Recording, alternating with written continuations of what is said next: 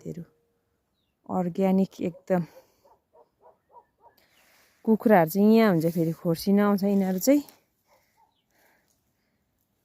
घाम पनि सात डाँडा पारि पुगेछ, जाडो।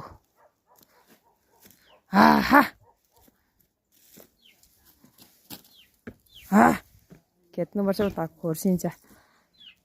कोही माथिबाट झर्दैछ।